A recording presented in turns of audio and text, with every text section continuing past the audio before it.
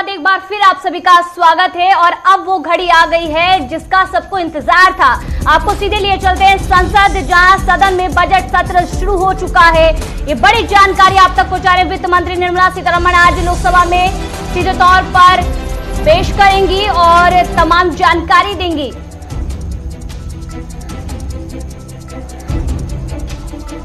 तो सदन में बजट सत्र शुरू हो चुका है और टीवी स्क्रीन पर तस्वीरें भी सामने आ चुकी है। तो बड़ी जानकारी आप तक पहुंचा रहे हैं। लोकसभा में सीधे तौर पर तमाम जो सांसद हैं वो पहुंच चुके हैं। प्रधानमंत्री नरेंद्र मोदी को आप देख सकते हैं। मंत्री जी आज डिजिटल बजट पढ़ रही हैं।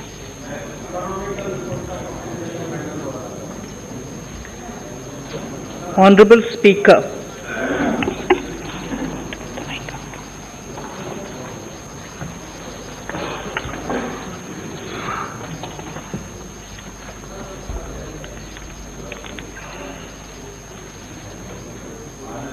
Honorable Speaker, sir, I present the budget for the year 2022-23.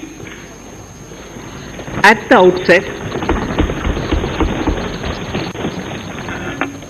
outset, sir, I want to take a moment to express my empathy for those who had to bear adverse health and economic effects of the pandemic.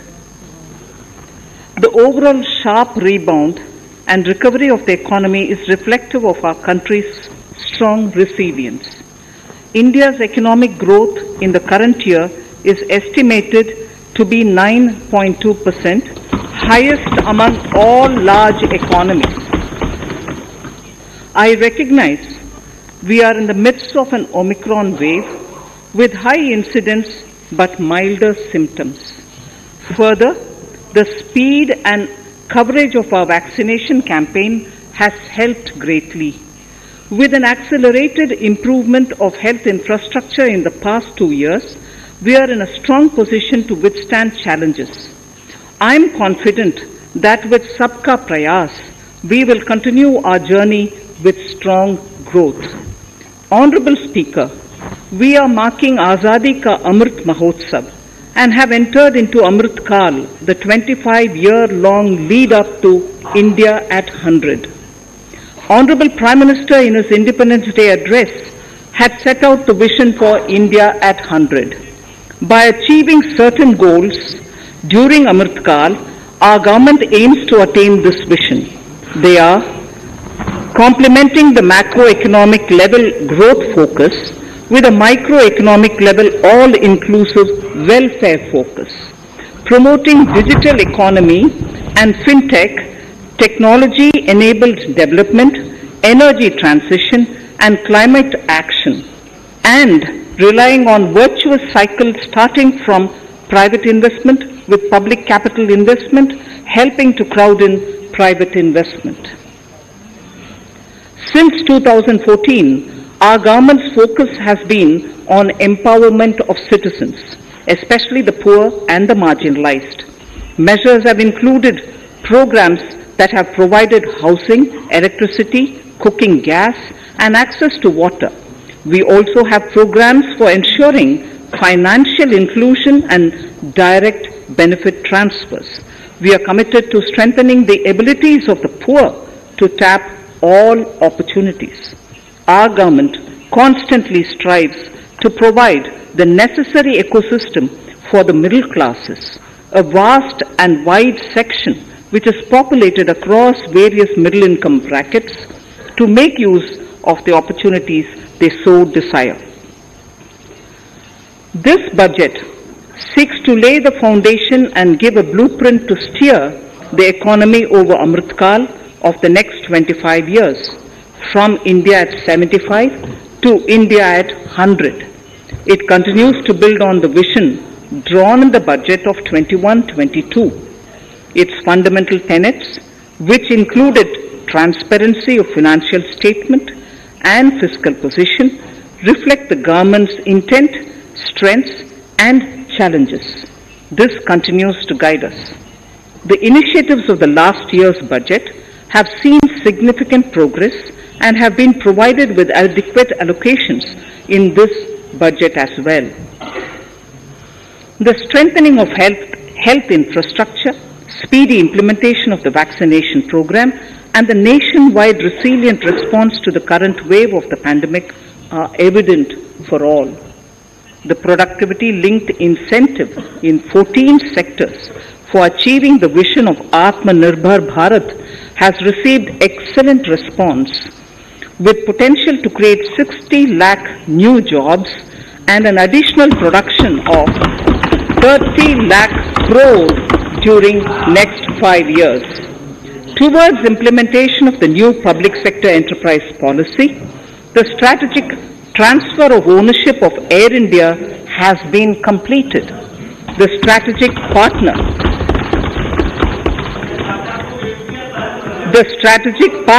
for Neelanchal Ispat Nigam Limited has been selected. The public issue of the LIC is expected shortly. Others too are in the process for 2022-23. The National Bank आपको पर्याप्त मौका पर्याप्त अवसर मिलेगा बेटे बेटे टिप्पणी मत कीजिए. The National Bank for Infrastructure Development and National Asset Reconstruction Company have commenced their activities. Honorable Speaker, sir, Budget 2021-22 had provided a sharp increase in provision for public investment or capital expenditure.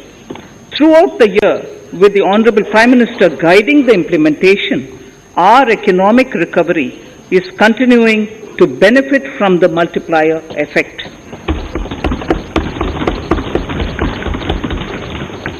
This budget continues to provide impetus for growth. It lays a parallel track of 1. A blueprint for the Amrit Kal, which is futuristic and inclusive. This will directly benefit our youth, women, farmers, the scheduled castes and the scheduled tribes. And number 2, big private public investment. Number 2, big public investment for modern infrastructure, readying for India at 100. This shall be guided by PM Gati Shakti and be benefited by the synergy of multimodal approach. Moving forward on this parallel track, we lay the following 4 priorities: PM Gati Shakti, inclusive development, productivity enhancement and investment, sunrise opportunities, energy transition and climate action, and 4, financing of investments.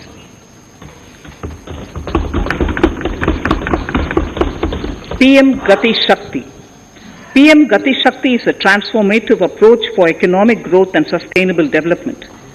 The approach is driven by 7 engines, namely roads, railways, airports, ports, mass transport, waterways, and logistics infrastructure. All 7 engines will pull forward the economy in unison. These engines are supported by the complementary roles of energy transmission, IT communication, bulk water and sewerage, and social infrastructure. Finally, the approach is powered by clean energy and Sabka Prayas. The efforts of the central government, the state governments, and the private sector together, leading to a huge job and entrepreneurial opportunities for all, especially the youth. PM Gati Shakti Master Plan, National Master Plan. The scope of PM Gati Shakti National Master Plan will encompass the 7 engines for economic transformation, seamless multimodal connectivity, and logistics efficiency. It will also include the infrastructure development by the state governments as per Gati Shakti Master Plan.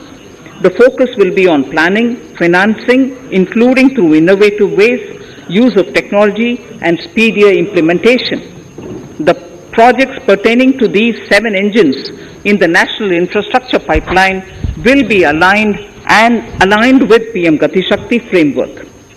The touchstone of the master plan will be world-class modern infrastructure and logistic synergy among different modes of movement, both of people and goods, and location of projects.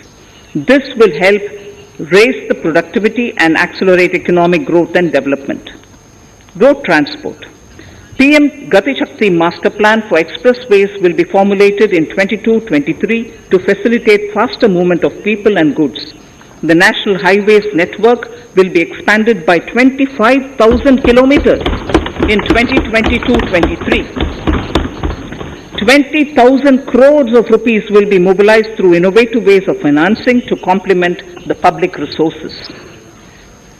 The data exchange among all mode operators will be brought on unified logistics interface platform designed for application programming interface. This will provide for efficient movement of goods through different modes, reducing logistics cost and time, assisting just-in-time inventory management, and in eliminating tedious documentation. Most importantly, this will provide real-time information to all stakeholders and improve international competitiveness. Open source mobility stack for organizing seamless travel of passengers will also be facilitated. Contracts for implementation of multimodal logistic parks at 4 locations through PPP mode will be awarded in 22-23. Railways will develop new products and efficient logistic services for small farmers and small and medium enterprises, besides taking the lead in integration of postal and railways network to provide seamless solutions for movement of parcels. One station, one product concept will be popularized to help local businesses and supply chains. As a part of Atmanirbhar Bharat, 2,000 kilometers of network will be brought under Kavach, the indigenous world-class technology for safety and capacity augmentation in 2022-23. 400 new generation Vande Bharat trains will better energy efficiency and passenger riding experience will be developed and manufactured during the next 3 years. 100 PM Gati Shakti cargo terminals for multimodal logistics facilities will be developed during the next 3 years. Innovative ways of financing and faster implementation will be encouraged for building metro systems of appropriate type at scale. Multimodal connectivity between mass urban transport and railway stations will be facilitated on priority. Design of metro systems, including civil structures, will be reoriented and standardized for Indian conditions and needs. Parvat Mala. As a preferred ecologically sustainable alternative to conventional roads in difficult hilly areas, National Ropeways Development Program will be taken up on PPP mode. The aim is to improve connectivity and convenience for commuters, besides promoting tourism. This may also cover congested urban areas where conventional mass transit system is not feasible. Contracts for 8 such ropeway projects for a length of 60 kilometers will be awarded in 22-23. With technical support from the Capacity Building Commission, central ministries, state governments, and their infra agencies will have their skills upgraded. This will ramp up capacity in planning, design, financing, including innovative ways, and implementation management of the PM Gati Shakti infrastructure projects. Inclusive development, our second priority. Agriculture.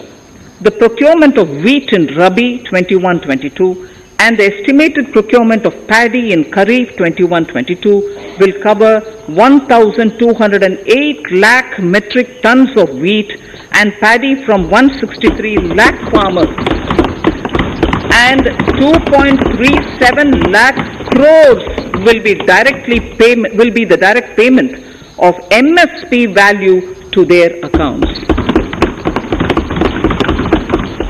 Chemical-free natural farming will be promoted throughout the country, with a focus on farmers' lands in 5-kilometer wide corridors along the river Ganga at the first stage.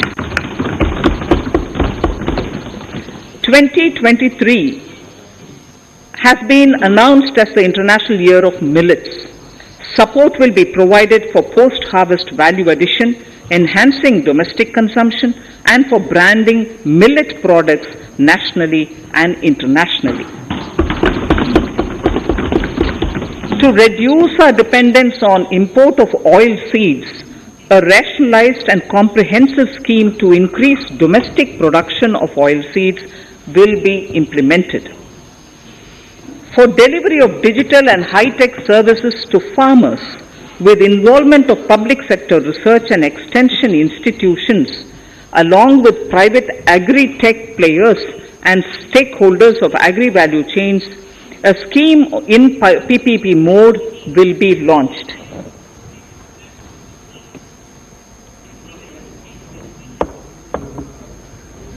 Use of Kisan drones will be promoted for crop assessment, digitization of land records, spraying of insecticides and nutrients.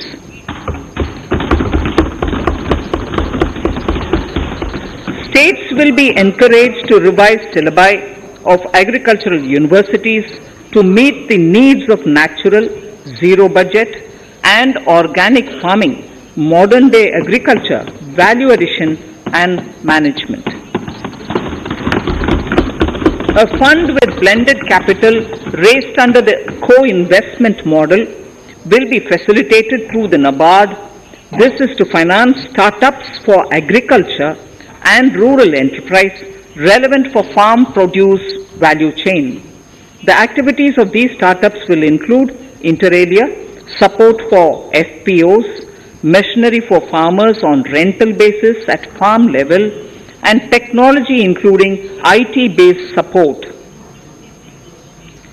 The implementation of the Ken-Betwa link project at an estimated cost of 44,605 crores will be taken up. This is aimed at providing irrigation benefits to 9.0 lakh hectare of farmers' lands, drinking water supply to 62 lakh people, 103 megawatt of hydro, 27 megawatt of solar power, allocations of 4,300 crores of rupees in the RE 21-22 and 1,400 crores of rupees in 22-23 have been made for this project. Honorable Speaker, sir, draft DPRs for 5 river links, namely Daman Ganga Pinjal, Partapi Narmada, Godavari Krishna, Krishna Pennar, and Pennar Kaveri have been finalized. Once a consensus is reached among the beneficiary states, the Centre will provide support for their implementation. For farmers to adopt suitable varieties of fruits and vegetables and to use appropriate production and harvesting techniques, our government will provide a comprehensive package with participation of state governments. MSMEs, Udyam, eShram, NCS and ASEAN portals will be interlinked. Their scope will be widened. They will now perform as portals with live organic databases providing G2C, B2C and B2B services. These services will relate to credit facilitation, skilling and recruitment with an aim to further formalize the economy and enhance entrepreneurial opportunities for all. Emergency Credit Line Guarantee Scheme has provided the much needed additional credit to more than 130 lakh MSMEs. This has helped them mitigate the adverse impact of the pandemic. The hospitality and related services, especially those by micro and small enterprises, are yet to regain their pre-pandemic level of business.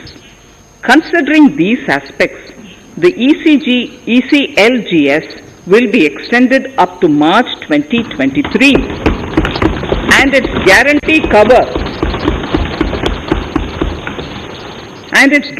cover will be expanded by 50,000 crores of rupees to total cover of 5 lakh crores.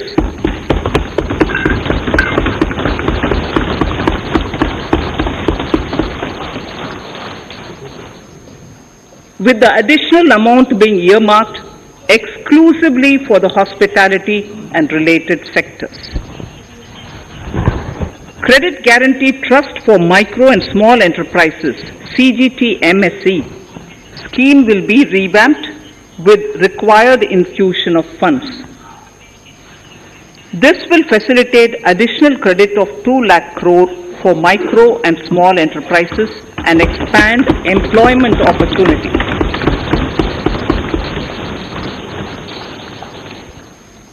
Raising and accelerating MSME performance, RAMP, program will outlay of 6,000 crore over 5 years will be rolled out. This will help MSME sector become more resilient, competitive and efficient.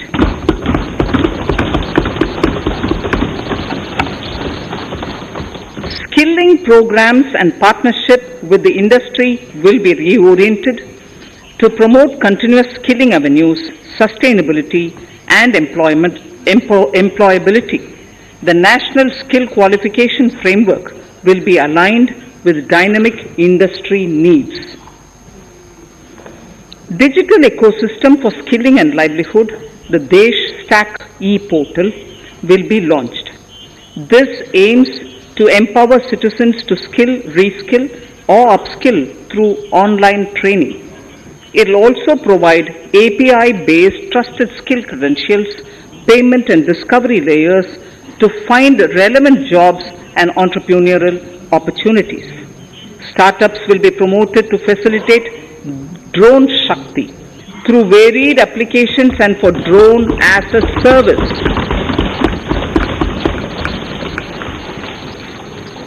In select ITIs in all states, the required courses for skilling will be started. Due to the pandemic-induced closure of schools, our children, particularly in the rural areas and those from scheduled castes and scheduled tribes and other weaker sections, have lost almost 2 years of formal education. Mostly, these are children in government schools. We recognize the need to impart supplementary teaching and to build a resilient mechanism for education delivery. For this purpose, One Class, One TV channel program of PM E-Vidya will be expanded from 12 to 200 TV channels. This will enable all states to provide supplementary education in regional languages for classes 1 to 12.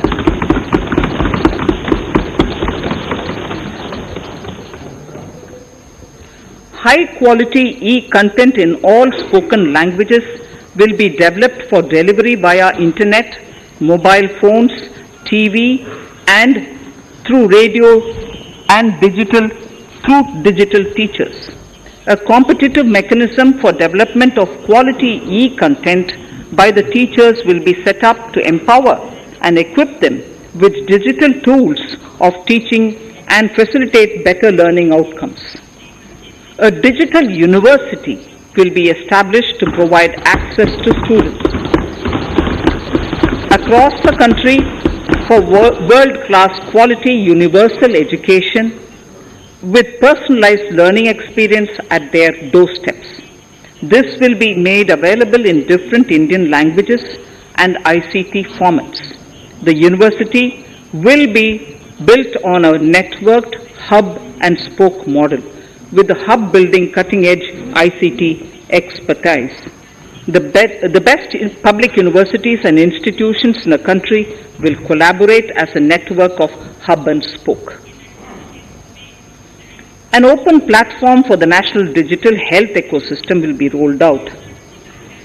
It will consist of digital registries of health providers and health facilities, unique health identity, consent framework and universal access to health facilities. The pandemic has accentuated mental health problems in people of all ages. To better the access to quality mental health counseling and care services, a national tele-mental health program will be launched. This will include a network of 23 tele-mental health centers of excellence, with NIMHANS being the nodal center, and International Institute of Information Technology, Bangalore, IIIT Bangalore, providing technology support. Recognizing the importance of Nari Shakti as the harbinger of our bright future and for women-led development, during the Amritkal, our government has comprehensively revamped the schemes of the Ministry of Women and Child Development. Accordingly, 3 schemes, namely Mission Shakti, Mission Vatsalya, Saksham Anganwadi and Poshan 2.0 were launched recently to provide integrated benefits to women and children. Saksham Anganwadis are a new generation Anganwadis that have better infrastructure and audio-visual aids, powered by clean energy and providing improved environment for early childhood development. 2 lakh Anganwadis will be upgraded under this scheme. Current coverage of Har Ghar Nal Se Jal is 8.7 crores. Of this, 5.5 crore households were provided tap water in last 2 years itself. Allocation of 60,000 crores of rupees has been made with an aim to cover 3.8 crore households in 2022 and 23. In 22-23, 80 lakh houses will be completed for the identified eligible beneficiaries of the PM Awas Yojana, both rural and urban. 48,000 crores is allotted for this purpose. The central government will work with the state governments for reduction of time required for all land and construction related approvals, for promoting affordable housing for middle class and for the economically weaker sections in urban areas. We shall also work with the financial sector regulators to expand access to capital along with reduction in cost of intermediaries. A new scheme, Prime Minister's Development Initiative for the Northeast, will be implemented through the Northeastern Council. It will fund infrastructure in the spirit of PM Gati Shakti and social development projects based on felt needs of the Northeast. This will enable livelihood activities for youth and women, filling the gaps in various sectors. It will not be a substitute for existing central or state schemes. While the central ministries may also post their candidate projects, priority will be given to those posted by the states. An initial allocation of 1,500 crores of rupees will be made, and the initial list of projects is given in Annexure 1 of my speech. Our vision to improve the quality of life of citizens in the most backward districts of the country through Aspirational Districts program has been translated into reality in a very short span of time. 95% of those 112 districts have made significant progress in key sectors such as health, nutrition, financial inclusion and basic infrastructure. They have surpassed even some of the state average values.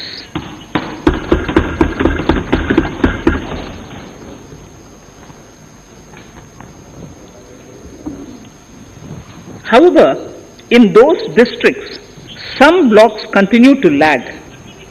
In 22-23, the program will focus on such blocks in those districts. Border villages with sparse population, limited connectivity and infrastructure often get left out from the development gains. Such villages on the northern border will be covered under a new Vibrant Villages program. The activities will include construction of village infrastructure, housing, tourist centers, road connectivity, provisioning of decentralized renewable energy, direct-to-home access for Doordarshan and educational channels, and support for their livelihood generation. Additional funding for these activities will be provided. Existing schemes will be converged. We will define their outcomes and monitor them on a constant basis. In 2022, 100% of 1.5 lakh post offices will come on the core banking system, enabling financial inclusion and access to accounts through net banking, mobile banking, ATMs, and also provide online transfer of funds between post office accounts and bank accounts. This will be helpful especially for farmers and senior citizens in rural areas, enabling interoperability and financial inclusion. Honorable Speaker, sir, in recent years, digital banking, digital payments, and fintech innovations have grown at a rapid pace in the country. Government is continuously encouraging these sectors to ensure that the benefits of digital banking reach every nook and corner of the country in a consumer-friendly manner. Taking forward this agenda and to mark 75 years of our independence, it is proposed to set up 75 digital banking units in 75 districts of the country by scheduled commercial banks. The financial support for digital payment ecosystem announced in the previous budget will continue in 22-23 as well. This will encourage further adoption of digital payments. There will also be a focus to promote use of payment platforms that are economical and user-friendly. Sir, I move to the next priority. In recent years, over 25,000 compliances were reduced and nearly 1,500 union laws were repealed. This is the result of our government's strong commitment for minimum government and maximum governance. 1,486 union laws were repealed. Our trust in the public and ease of doing business is what is highlighted here, sir. For the Amrit Kal, the next phase of ease of doing business 2.0 and ease of living will be launched. In our endeavor to improve productive efficiency of capital and human resources, we will follow the idea of trust-based governance.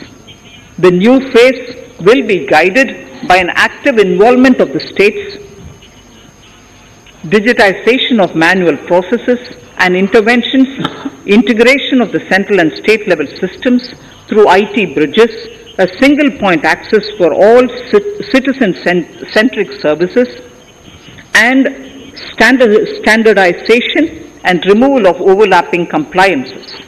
Crowdsourcing of suggestions and ground-level assessment of the impact with active involvement of citizens and businesses will be encouraged. A single window portal Parivesh for all green clearances was launched in 2018. It has been instrumental in reducing the time required for approvals significantly.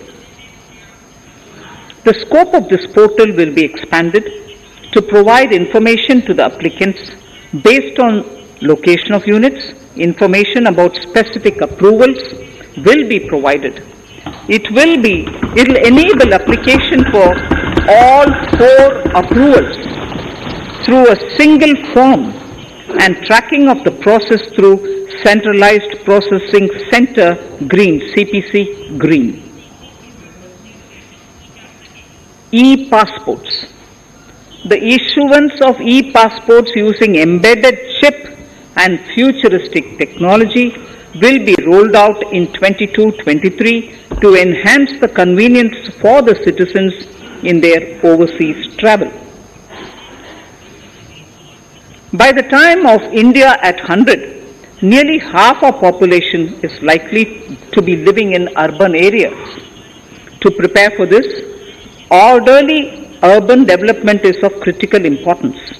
This will help realize the country's economic potential, including livelihood opportunities for the demographic dividend.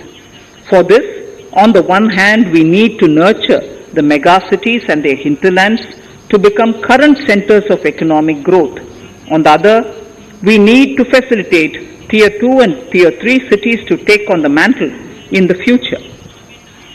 This would require us to reimagine our cities into centers of sustainable living with opportunities for all, including women and our youth.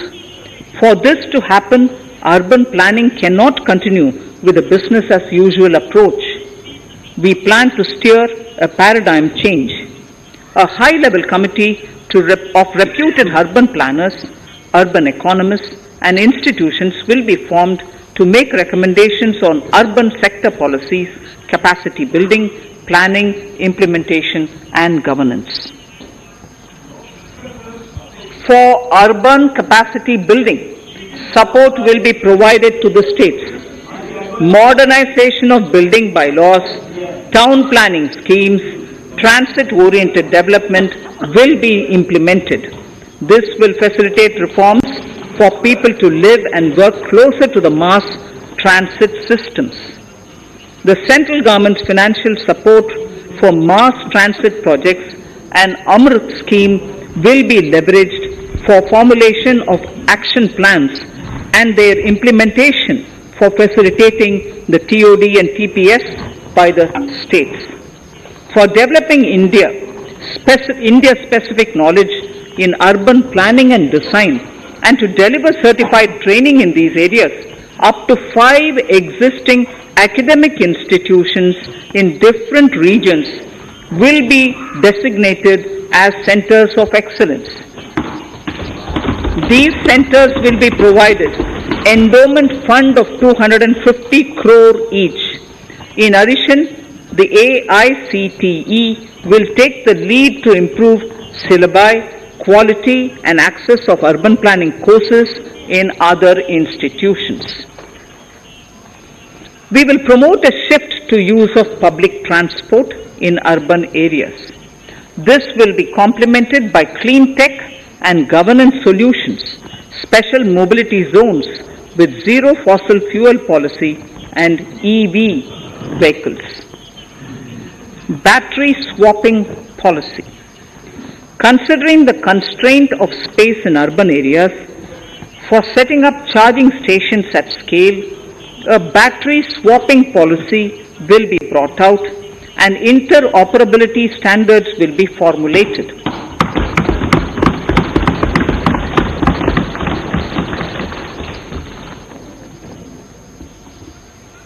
The private sector will be encouraged to develop sustainable and innovative business models for battery or energy as a service. This will improve efficiency in the EV ecosystem. Efficient use of land resources is a strong imperative. States will be encouraged to adopt unique land parcel identification number to facilitate IT-based management of records. The facility for transliteration of land records across any of the Schedule 8 languages will also be rolled out. The adoption of linkage with National Generic Document Registration System NGDRS with the One Nation One Registration software will be promoted as an option for uniform process of registration and anywhere registration of deeds and documents. Necessary amendments in the code IBC will be carried out to enhance the efficiency of the resolution process and facilitate cross-border insolvency resolution. Accelerated corporate exit. Several IT-based systems have been established for accelerated registration of new companies. Now the Center for Processing Accelerated Corporate Exit, CPACE, will process re-engineering, will be established to facilitate and speed up the voluntary winding up of these companies from the currently required 2 years to less than 6 months. Government procurement. Government rules have recently been modernized for the needs of Amritkal. The new rules have benefited from the inputs from various stakeholders. The modernized rules allow use of transparent quality criteria besides cost and evaluation of complex tenders. Provisions have been made for payment of 75% of running bills mandatorily within 10 days and for encouraging settlements of disputes through conciliation. As a further step to enhance transparency and to reduce delays in payments, a completely paperless, end-to-end online e-bill system will be launched for use by all central ministries for their procurements. The system will enable the suppliers and contractors to submit online their digitally signed bills and claims and track their status from anywhere. To reduce indirect cost for suppliers and work contractors, the use of surety bonds as a substitute for bank guarantee will be made acceptable in government procurements. Business such as gold imports may also find this useful. IRDAI, insurance regulator, has given the framework for issue of surety bonds by insurance companies.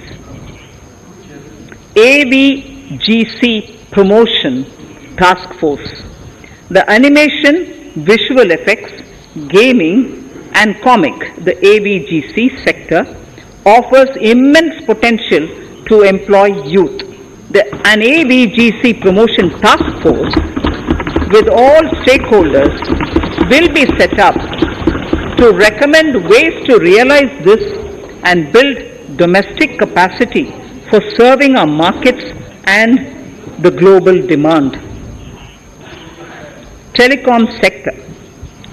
Telecommunications in general and 5G technology in particular can enable growth and offer job opportunities. Required spectrum auctions will be conducted in 2022 to facilitate rollout of 5G mobile services within 2022-23 by private telecom providers.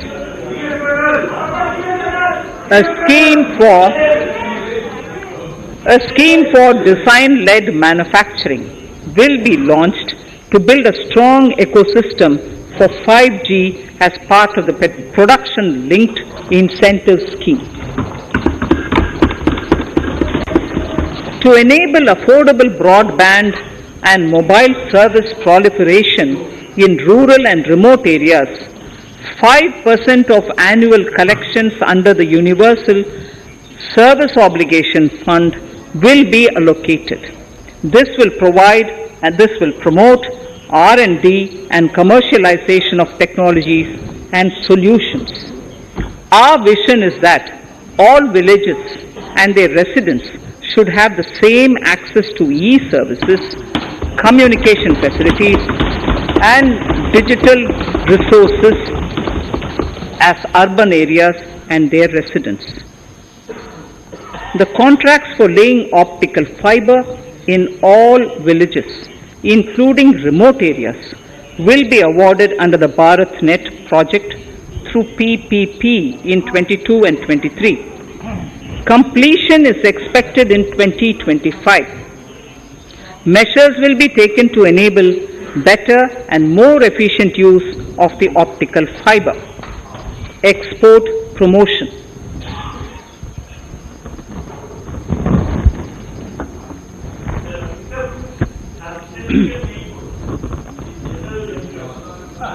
The Special Economic Zones Act will be replaced with a new legislation that will enable the states to become partners in development of enterprise and service hubs.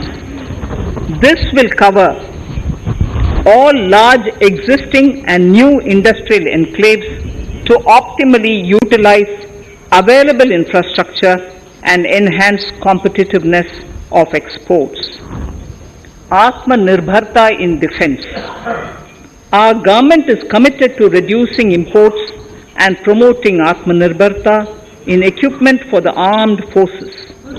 68% of the capital procurement budget will be earmarked for domestic industry in 22-23,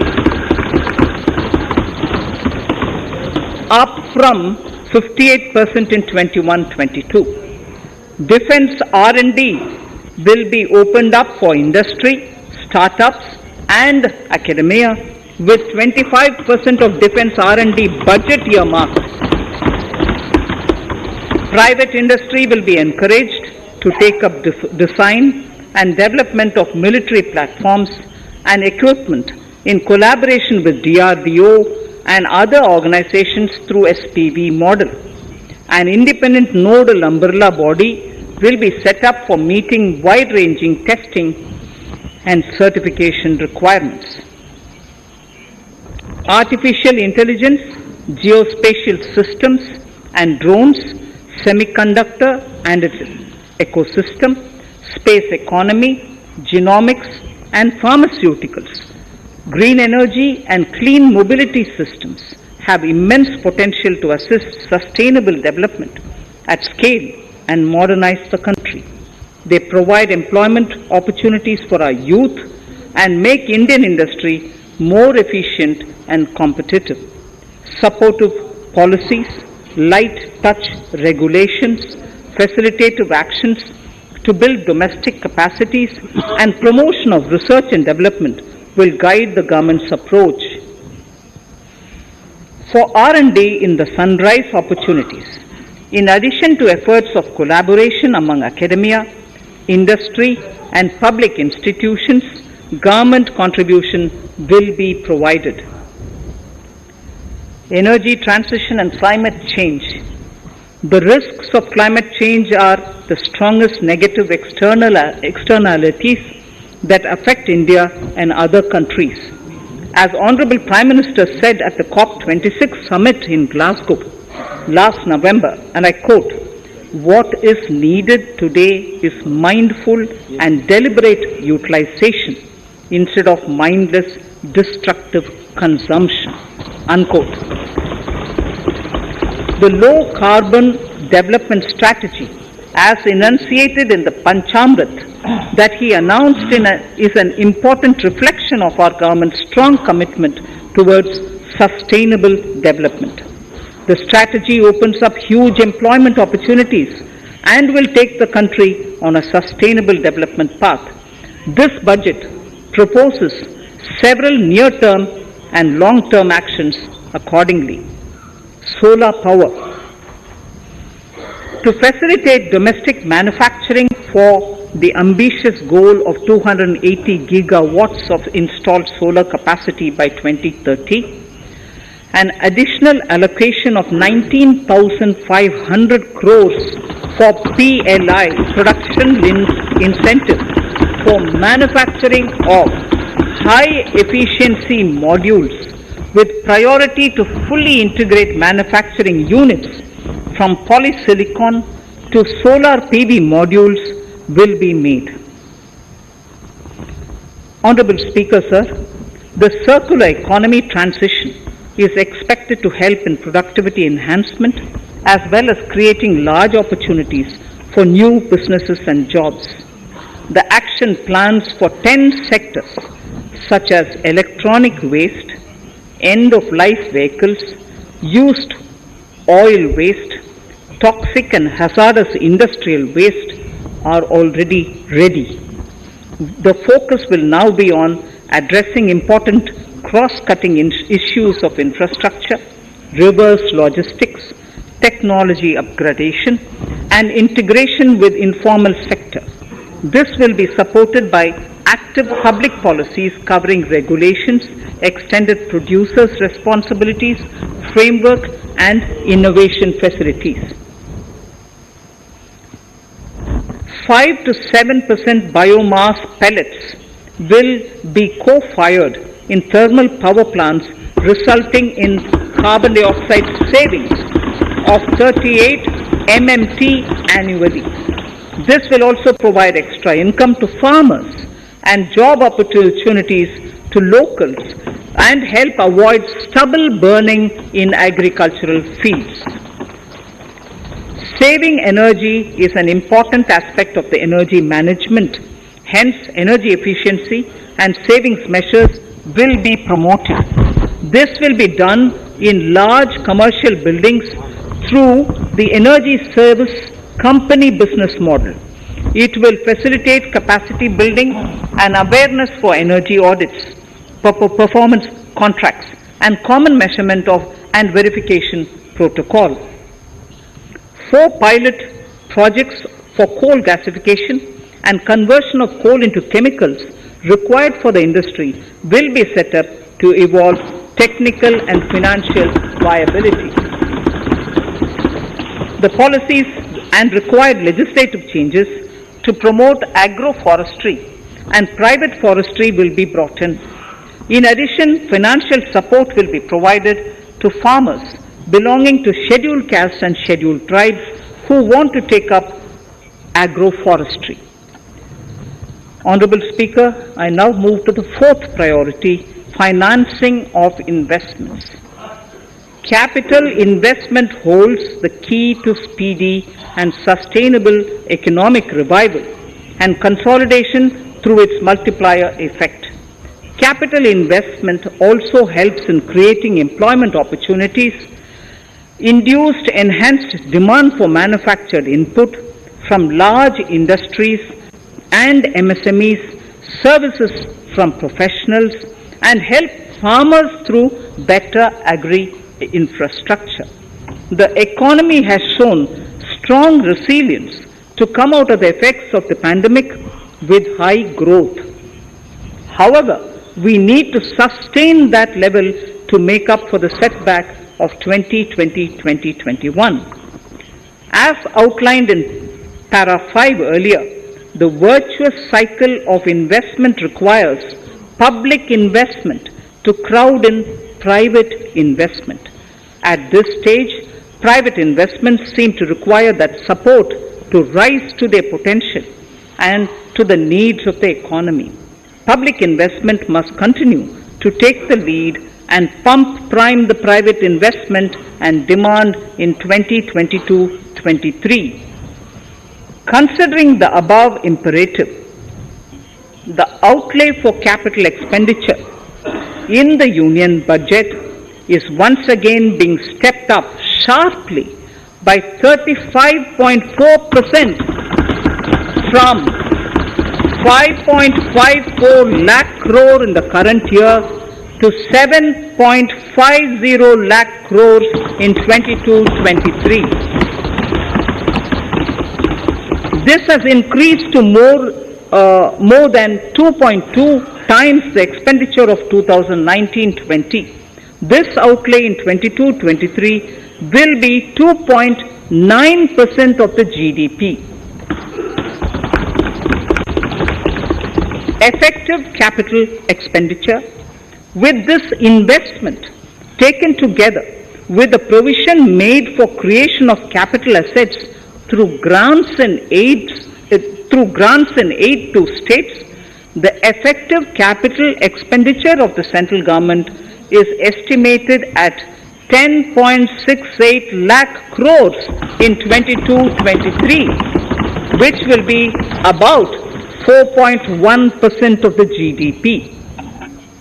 Green bonds. As a part of the government's overall market borrowings in 22-23, sovereign green bonds will be issued for mobilizing resources for green infrastructure. The proceeds will be deployed in public sector projects which help in reducing the carbon intensity of the economy. GIFT IFSC. World-class foreign universities and institutions will be allowed in the GIFT city to offer courses in the financial management, fintech, science, technology, engineering and mathematics free from domestic regulations except those by the IFSCA to facilitate availability of high-end human resources for financial services and technology.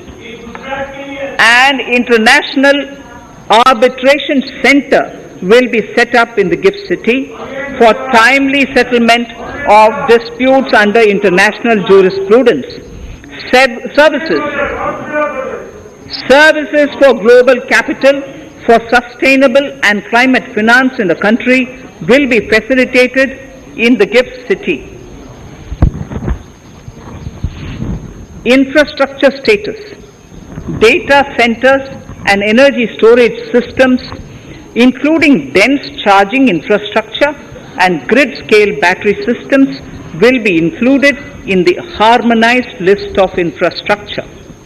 This will facilitate credit availability for digital infrastructure and clean energy storage.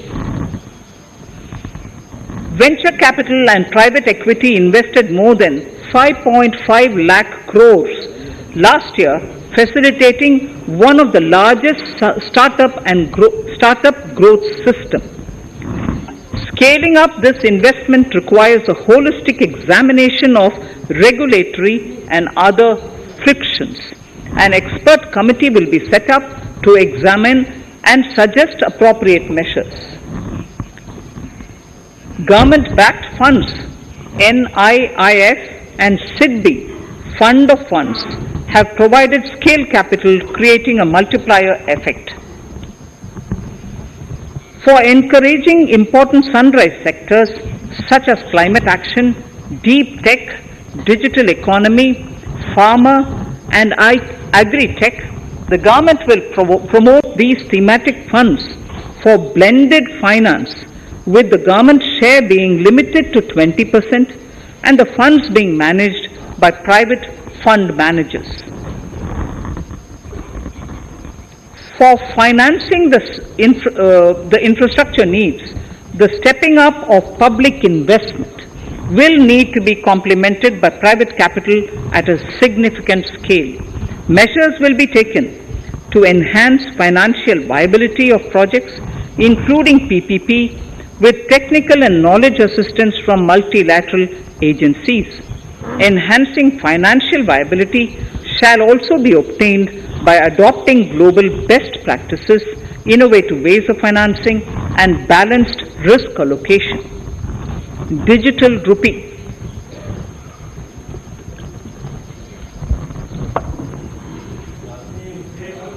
Introduction of a central bank digital currency will give a big boost to digital economy. Digital currency will also lead to a more efficient and cheaper currency management system. It is therefore proposed to introduce digital rupee using blockchain and other technologies to be issued by the Reserve Bank of India starting 2022 and 23. Financial assistance to states for capital investment. Reflecting the true spirit of cooperative federalism, the central government is committed to bolstering the hands of the states in enhancing their capital investment towards creating productive assets and generating remunerative employment. The scheme for financial assistance to states for capital investment has been extremely well received by the states. In deference to the requests received during my meeting with the chief ministers and state finance ministers, the outlay for this scheme is being enhanced from 10,000 crores in the budget estimates to 15,000 crores in the revised estimates for the current year.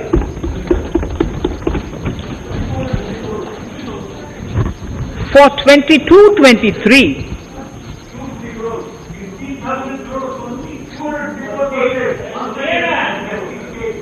I'll repeat that sentence for the benefit of many of our honorable members. In deference to the requests received during my meeting with chief ministers and state finance ministers, the outlay for this scheme is being enhanced from 10,000 crores in the BE to 15,000 crores, 15,000 crores in the RE of the current year. For 22-23, the allocation is 1 lakh crores to assist the states in catalyzing the overall investments in the economy. These 50-year interest-free loans are over and above the normal borrowings allowed to the states,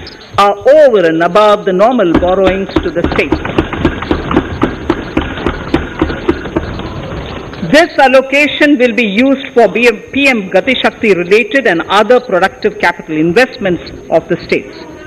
It will also include components for supplemental funding for priority segments of PM Gram Sadak Yojana, including support for the state's share, digitization of the economy, including digital payments and completion of OFC network, and reforms related to building bylaws, town planning schemes, transit-oriented development, and transferable development rights.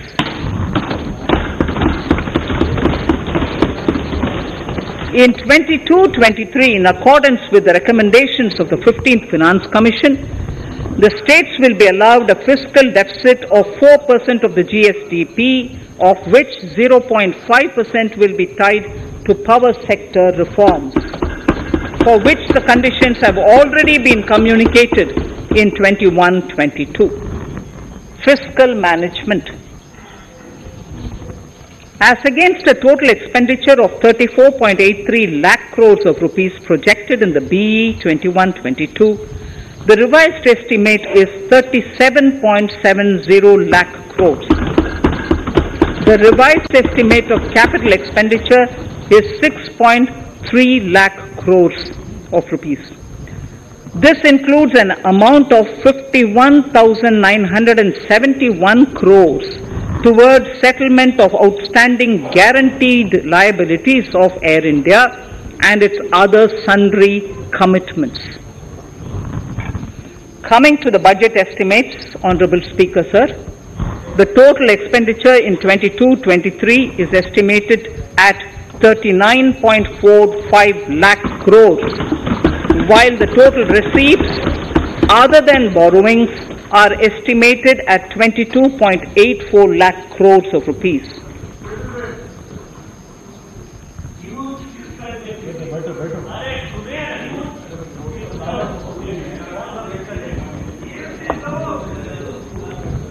The revised fiscal deficit, Honorable Speaker, in the current year is estimated at 6.9% of the GDP, as against 6.8% projected in the budget estimates.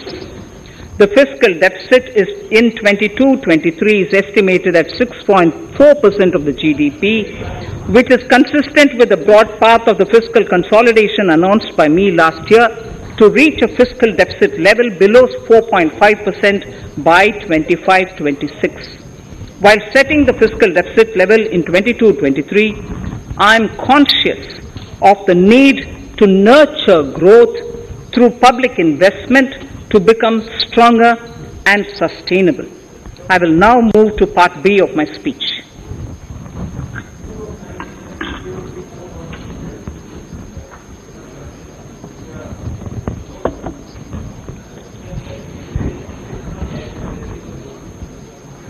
Direct tax. Honorable Speaker, sir, I take this opportunity to thank all the taxpayers of our country who have contributed immensely and strengthened the hands of the government in helping their fellow citizens in this hour of need. So I have brought in a little verse from the Mahabharata. I won't spend more time reading because I would like the speech to get enough time. However, the substance of it is the king must make arrangements for yoga kshema, which is the welfare of the populace, by way of abandoning any laxity and by governing the state in line with dharma, along with collecting taxes which are in consonance with dharma. This is Mahabharata Shanti Parva Adhyaya, Shloka 11 from 72. Drawing wisdom from our ancient texts, we continue on the path to progress. The proposals in this budget, while continuing with our declared policy of stable and predictable tax regime, intend to bring more reforms that will take ahead our vision to establish a trustworthy tax regime. This will further simplify the tax system, promote voluntary compliance by taxpayers, and reduce litigation. Introducing new updated return. India is growing at an accelerated pace and people are undertaking multiple financial transactions. The Income Tax Department has established a robust framework of reporting of taxpayers' transactions. In this context, some taxpayers may realize that they have committed omissions or mistakes in correctly estimating their income for tax payment. To provide an opportunity to correct such errors, I am proposing a new provision permitting taxpayers to file an updated return on payment of additional tax. This updated return can be filed within 2 years from the end of the relevant assessment year.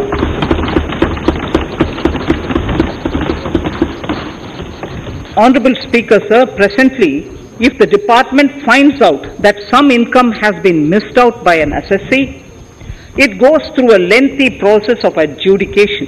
Instead, with this proposal now, there will be a trust repost in the taxpayers that will enable the assessee herself to declare the income that she may have missed out earlier while filing her return. Full details of the proposal are given in the finance bill. It is an affirmative step in the direction of voluntary compliance.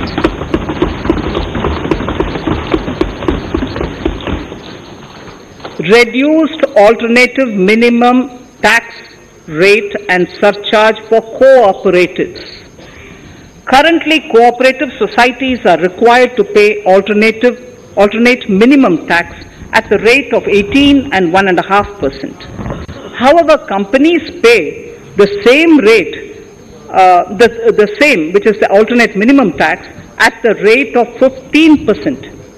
To provide a level playing field between cooperative societies and companies, I propose to reduce this rate for the cooperative societies also to 15%. Honorable Speaker, sir, I also propose to reduce the surcharge on cooperative societies from the present 12% to 7% for those having total income of more than 1 crore and up to 10 crores. This would help in enhancing income of cooperative societies and its members who are mostly from the rural and from farming communities. Tax relief to persons with disability. The parent or guardian of a differently abled person can take an insurance scheme for such person. The present law provides for deduction to the parent or guardian only if the lump sum payment or annuity is available to the differently abled person on the death of the subscriber, that is the parent or the guardian. There could be situations where the differently abled dependent may need payment of annuity or lump sum amount even during the lifetime of their parent or guardian. I propose thus to allow the payment of annuity and lump sum amount to the differently abled dependent during the lifetime of the parent and guardians, that is parent or guardians, attaining the age of 60 years. Parity between employees of the state and central governments. At present, the central government contributes 14% of the salary of its employee to the National Pension System, NPS, Tier 1. This is allowed as a deduction in computing the income of the employee. However, such deduction is allowed only to the extent of 10% of the salary in case of employees of the state governments. To provide equal treatment to both central and state government employees, I propose to increase the tax deduction limit from 10% to 14% on employers' contribution to the MPS account of state government employees as well. This would help in enhancing the social security benefits of the state government employees and bring them at par with central government employees. Incentives for startups. Startups have emerged as drivers of growth for our economy. Over the past few years, the country has seen a manifold increase in successful startups. Eligible startups established before 31/3/2022 had been provided a tax incentive for 3 consecutive years out of the 10 years from incorporation. In view of the COVID pandemic, I propose to extend the period of incorporation of the eligible startup by 1 more year, that is up to 31/3/2023, for providing such tax incentives.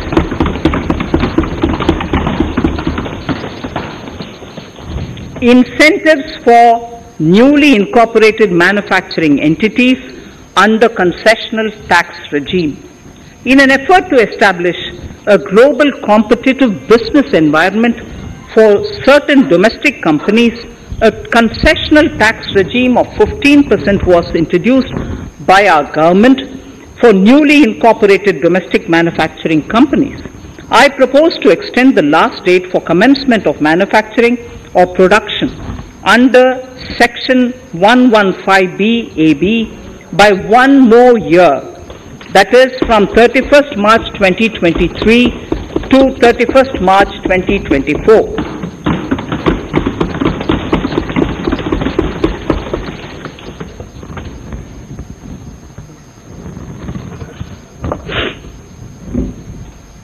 Scheme for taxation of virtual digital assets.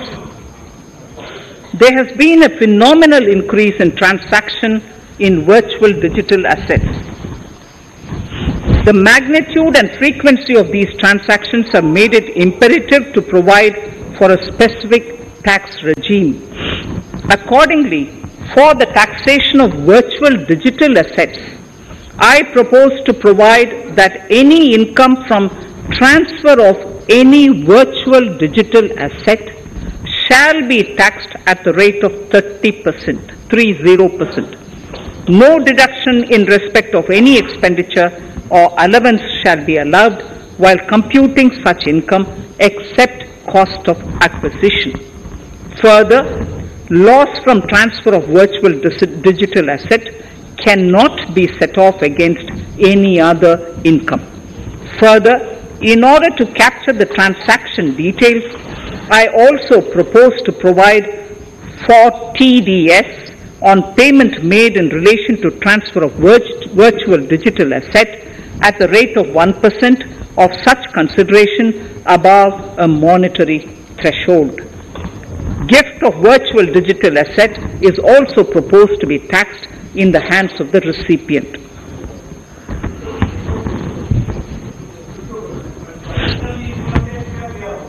Litigation management to avoid repetitive appeals by the department.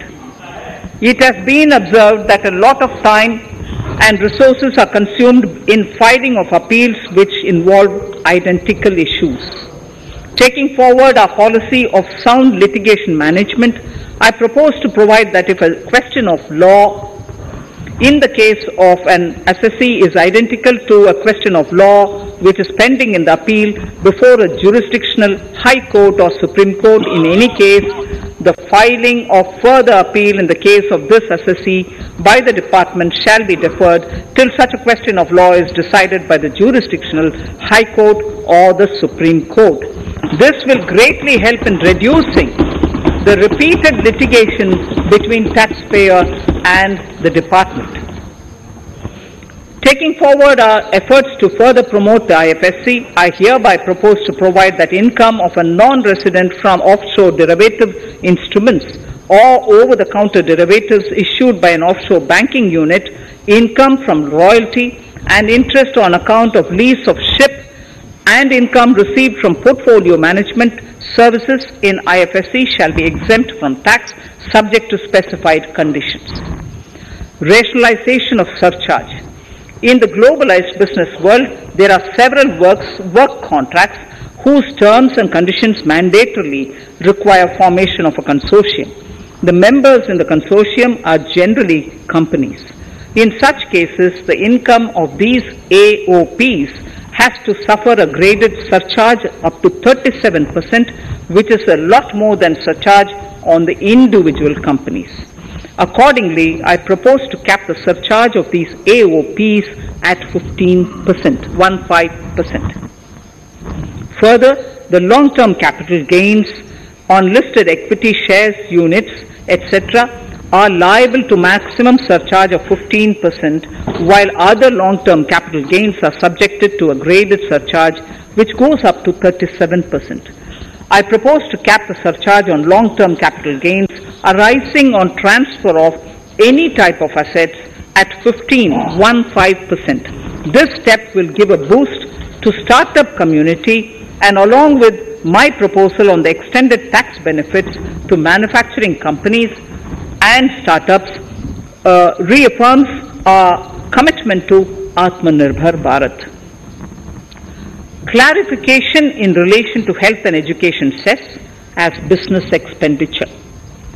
The income tax is not an allowable expenditure for computation of business income. This includes tax as well as surcharges.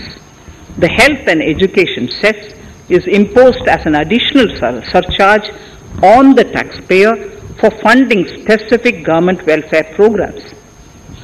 However, some courts have allowed health and education cess as business expenditure, which is against the legislative intent. To reiterate the legislative intent, I propose to clarify that any surcharge or cess on income and profits is not allowable as business expenditure. Deterrence against tax evasion. Honorable Speaker, sir, presently there is ambiguity regarding set-off of brought forward loss against undisclosed income detected in search operations. It has been observed that in many cases where undisclosed income or suppression of sales, etc., is detected, payment of tax is avoided by setting off of losses. In order to bring certainty and to increase deterrence among tax evaders, I propose to provide that no set-off of any loss shall be allowed against undisclosed income detected during search and survey operations.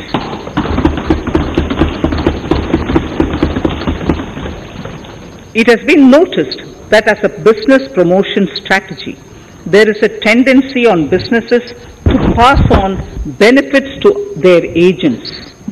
Such benefits are taxable in the hands of the agents. In order to track such transactions, I propose to provide for tax deduction by the person giving benefits if the aggregate value of such benefits exceeds 20,000 rupees during the financial year. A few other changes are being made, the details of which are there in the finance bill. Indirect taxes. So remarkable progress in GST. GST has been a landmark reform of independent India, showcasing the spirit of cooperative federalism.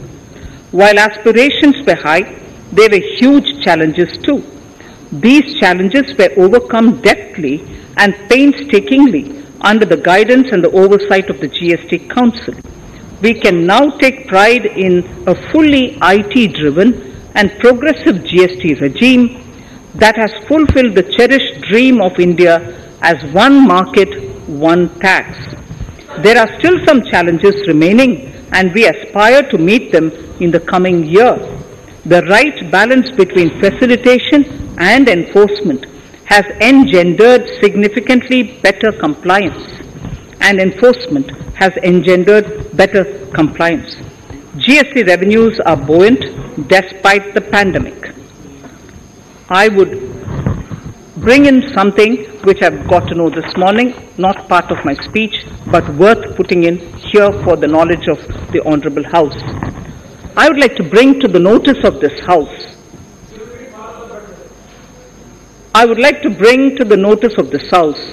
that the gross GST collections for the month of January 22 are rupees 1,40,986 crores,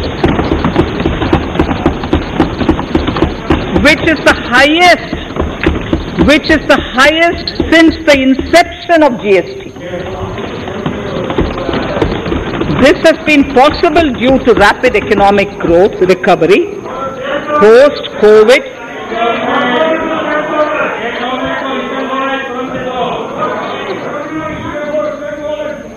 This has been possible due to the rapid economic recovery post-COVID, as well as various policy and administration undertaken by central and state tax administrations. Taxpayers deserve applause for this growth. Not only did they adapt to the changes, but enthusiastically contributed to the cost of paying taxes. Special economic zones. In part A of my speech, I have referred to the proposed reforms in SEZs. Alongside, we will also undertake reforms in customs administration of SEZs, and it shall henceforth be fully IT-driven and function on the customs national portal with a focus on higher facilitation and with only risk-based checks. This will ease doing business by SEZ units considerably. This reform shall be implemented by 30th September 2022. Customs reforms and duty rate changes. Customs administration has reinvented itself over the years through liberalized procedures and infusion of technology. Faceless customs has been fully established. During COVID-19 pandemic, customs formation have done exceptional frontline work against all odds, displaying agility and purpose. Customs reforms have played a very vital role in domestic capacity creation, providing level playing field to our MSMEs, easing the raw material supply side constraints, enhancing ease of doing business, and being an enabler to other policy initiatives such as PLI and phased manufacturing plans. My proposal on customs side are aligned to these objectives.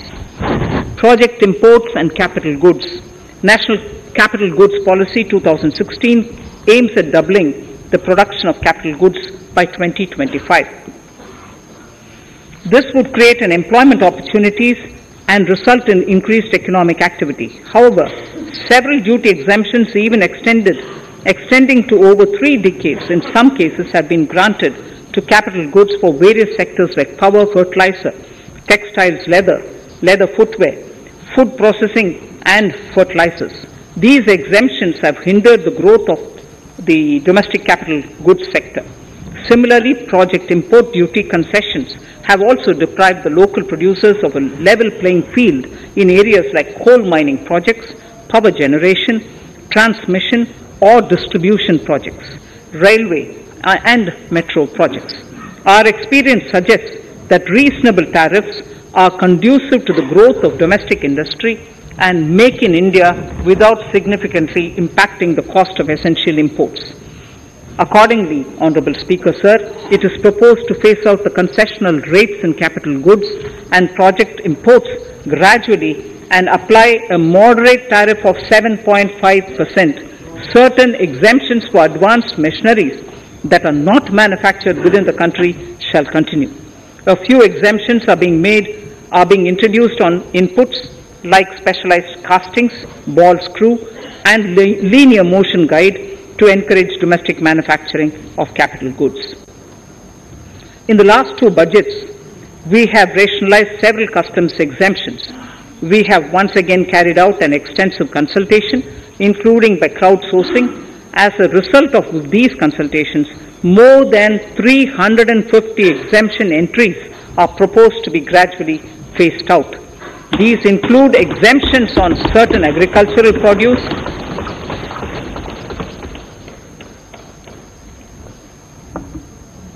chemicals, fabrics, medical devices and drugs, and medicines for which sufficient domestic capacity exists.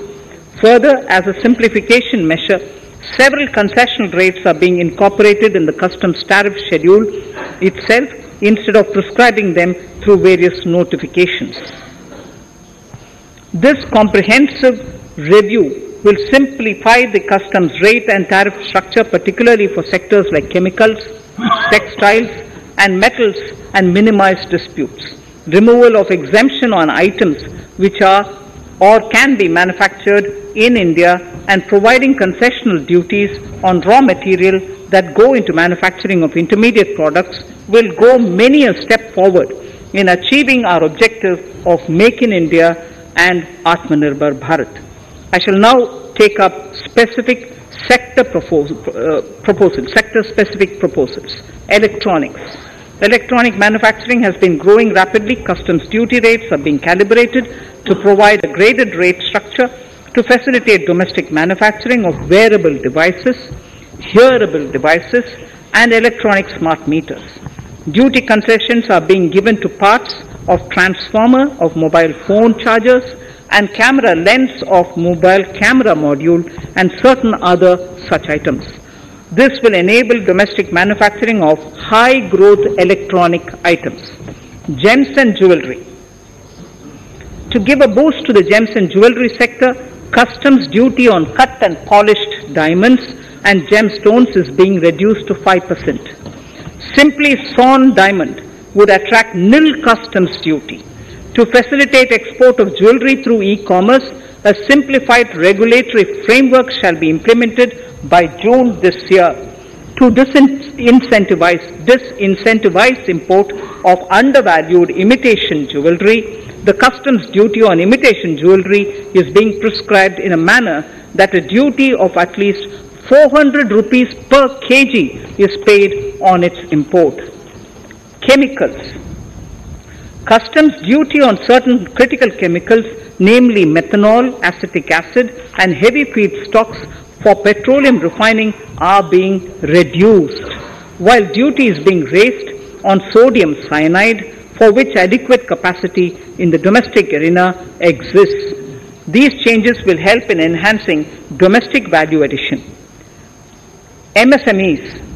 Duty on umbrellas is being raised to 20%. Exemption to parts of umbrellas is being withdrawn. Exemption is also being rationalized on implements and tools for agricultural sector which are manufactured in India. Customs duty exemption given to steel scrap last year is being extended for another year to provide relief to MSME secondary steel producers. Certain anti-dumping and CVD on stainless steel and coated steel flat products, bars of alloy steel and high-speed steel are being revoked in larger public interest considering prevailing high prices of metals. To incentivize exports, exemptions are being provided on items such as embellishment, trimmings, fasteners, buttons, zipper, lining material, specified leather, furniture fittings and packaging boxes that may be needed by bona fide exporters of handicrafts, textiles, leather garments, leather footwear and other goods. Honorable Speaker, sir, duty is being reduced on certain inputs required for shrimp aquaculture so as to promote its exports. Tariff measure to encourage blending of fuel. Blending of fuel is a priority for this government. To encourage the efforts for blending of fuel, unblended fuel shall attract an additional differential excise duty of rupees 2 per litre from first day of October 22. A few other changes are being made in duty rates, customs, tariff and customs law, the details of which are there in the finance bill. Mr. Speaker, sir, with these words, I commend the budget to this august House. Thank you. Item number 2, Srimati Nirmla Sitharaman ji.